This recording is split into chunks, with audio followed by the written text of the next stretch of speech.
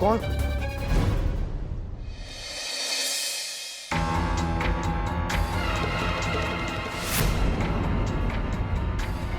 આ છોકરી સીધી સાદી ન હોઈ શકે.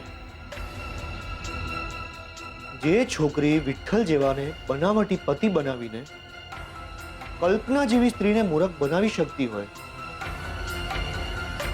એ છોકરી સીધી સાદી ન હોય.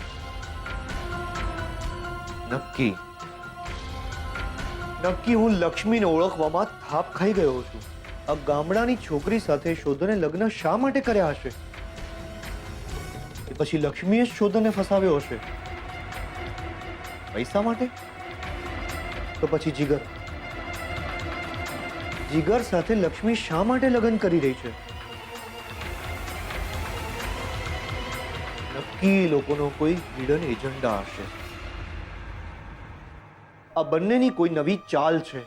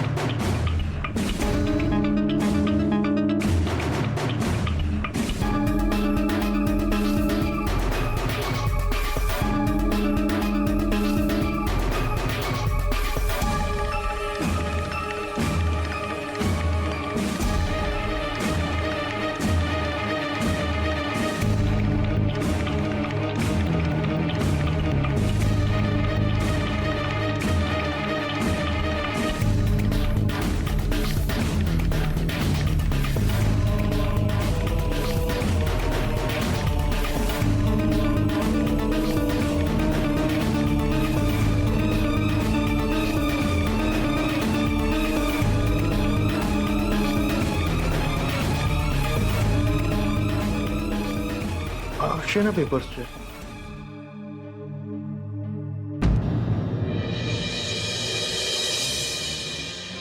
આ તો સિવિલ મેરેજ માટેનું એપ્લિકેશન ફોર્મ છે. જીગર અને લક્ષ્મી સિવિલ મેરેજ કરી રહ્યા છે.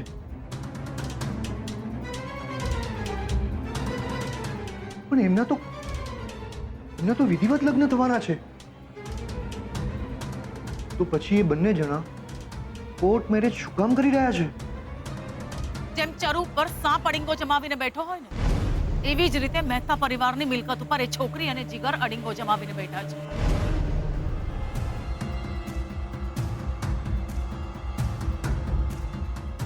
છોડીશ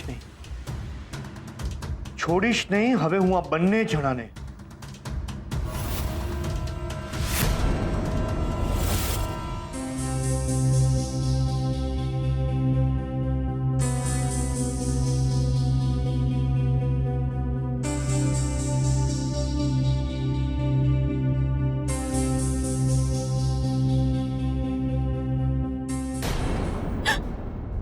રંજીત બુઆ, તમે?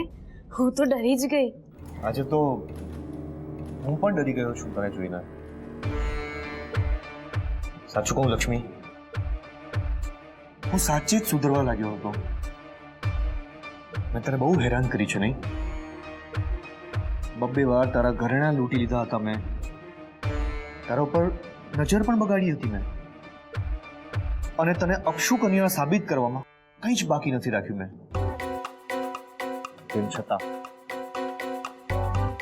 છતાં તે મને અને સારિકાને માફ કર્યા હતા.